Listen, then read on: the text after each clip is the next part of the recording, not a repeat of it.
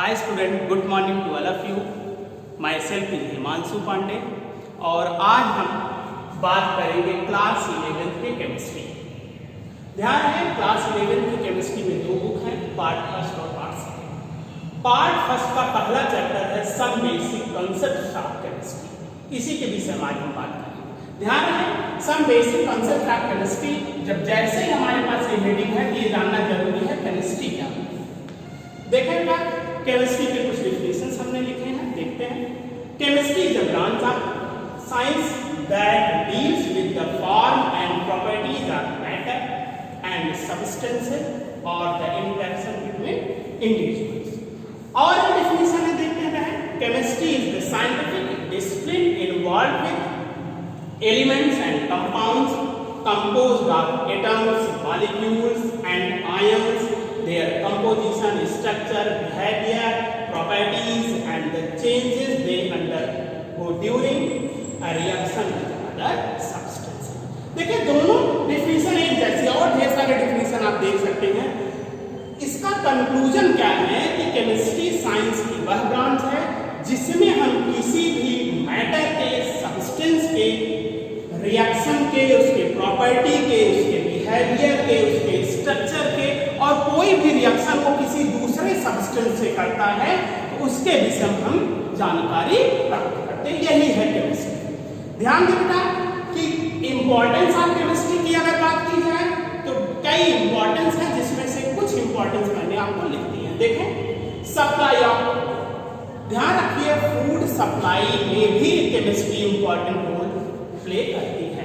कहने का मतलब क्या है, जो फूड हम डायरेक्ट लें चाहे इनडायरेक्ट, इनडायरेक्ट मतलब जो भी हम पैकेट्स में फूड लेते हैं उसमें भी केमिस्ट्री का रोल है।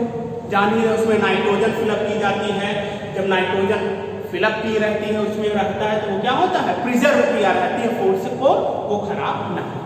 केमिस्ट्री का यहाँ सेकेंड रोल की अगर बात करें, contribution to better health. Health में भी कंट्रीब्यूट करती है केमिस्ट्री, क्योंकि हेल्थ को देखते हुए भी हम उस तरह का फूड लेते हैं, उस तरह के वर्क करते हैं, एलिमेंट्स कैसा है ये भी हम देखते हैं। थर्ड है सेविंग द एनवायरनमेंट। एनवायरनमेंट भी सेव करने का एक बेहतर तरीका केमिस्ट्री के थ्रू ही हम देख पाते हैं। किस तरह के हमें एयर में गैसेज हैं, कैसी गैसेज होनी चाहिए, क्या पॉल्यूट होता है, कैसे नहीं होता है, ये भी केमिस्ट्री के थ्रू ही हम जानते हैं। ट्रांसपोर्ट एंड कम्युनिकेशन, अगला है ट्रांसपोर्ट एंड कम्युनिकेशन। ट्रांसपोर्ट और कम्युनिकेशन में भी केमिस्ट्री एक बेहतर रोल अदा करती है। किस तरह से कम्युनिकेट करना है, कम्युनिकेशन आप जरिए जान ही रहे, चाहे वो मोबाइल फोन है, टेलीविजन है, जो भी है, इसमें भी केमिस्ट्री का बड़ा बेहतर रोल है। फिफ्थ है न्यूक्लियर एंड एटॉमिक एनर्जी। इसका भी बड़ा रोल है न्यूक्लियर और एटॉमिक एनर्जी में। जितने न्यूक्लियर वार हैं वो भी केमिस्ट्री के थ्रू ही होते हैं। एटॉमिक एनर्जी भी, जो भी हमें एनर्जी चाहिए होती है वो भी हमें केमिस्ट्री के थ्रू ही मिलती है। तो ये कुछ हमने इंपॉर्टेंस लिखे हैं केमिस्ट्री का। इससे ये कंक्लूजन निकलता है कि जितना कुछ लाइफ में चलता है उसके लिए केमिस्ट्री का एक बहुत ही इंपॉर्टेंट रोल है। तो ये तो है इंपॉर्टेंस ऑफ केमिस्ट्री।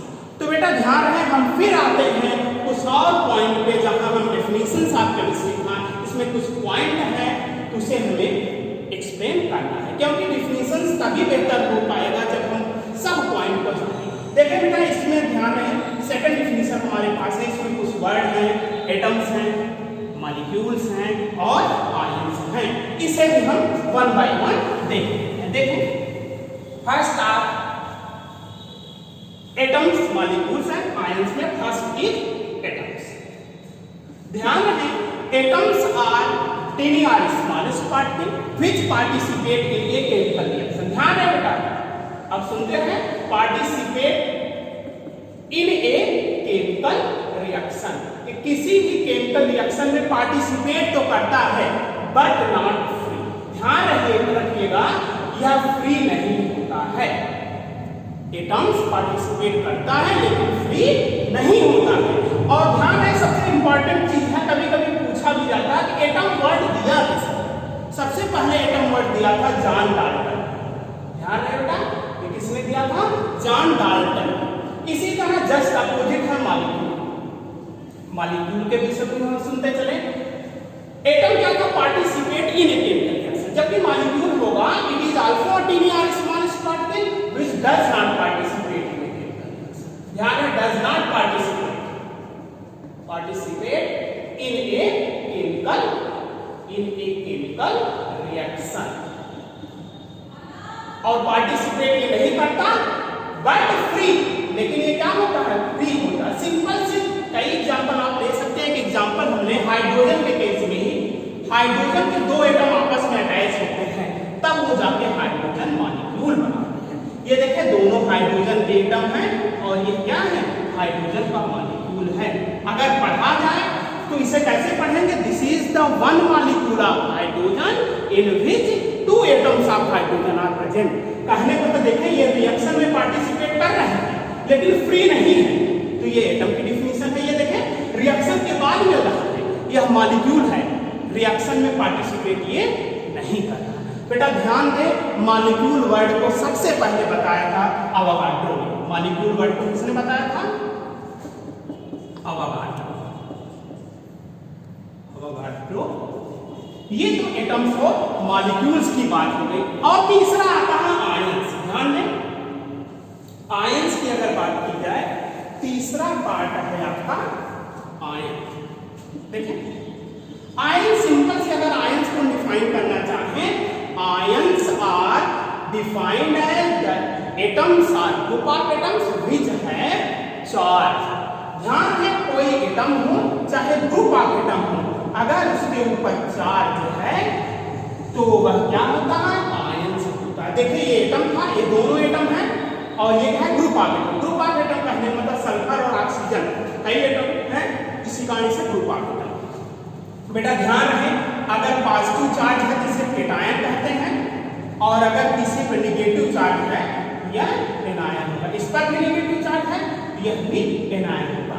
कैसे पढ़ेंगे, this is the sodium anion, sodium cation and this is chlorine anion, और ये क्या है आपका सल्फेट एनायन आपका है। ध्यान रहे बच्चों कि आयंस वर्ड सबसे पहले दिया था फैराडे ने। क्या पूरा नाम क्या था, माइकल फैराडे। ध्यान रहे, आप परिचित होंगे इस नाम से, माइकल फैराडे।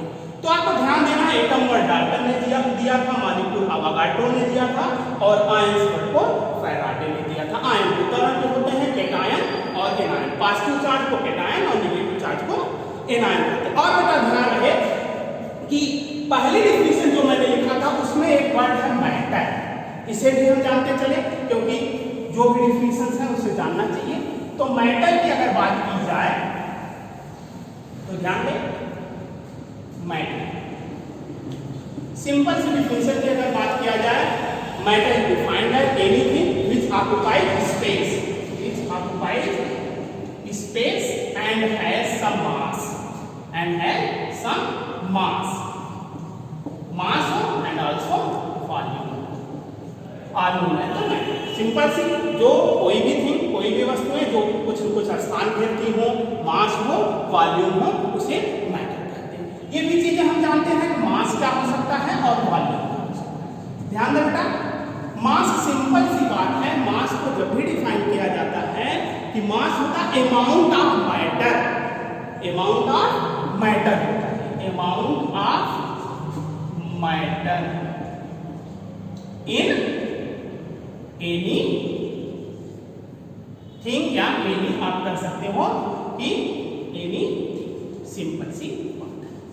किसी भी जितना भी किसी भी वस्तु में जो अमाउंट होगा मैटर का वही क्या होता है, मास होता है। और मास को यूजुअली ग्राम से या किलोग्राम से हम डिनोट करते हैं। वही वॉल्यूम की जगह ध्यान रखिएगा, ये अमाउंट ऑफ मैटर होता है, मास जो है अमाउंट ऑफ मैटर है। वॉल्यूम जो होता है ध्यान रखिएगा, इट इज द क्वांटिटी।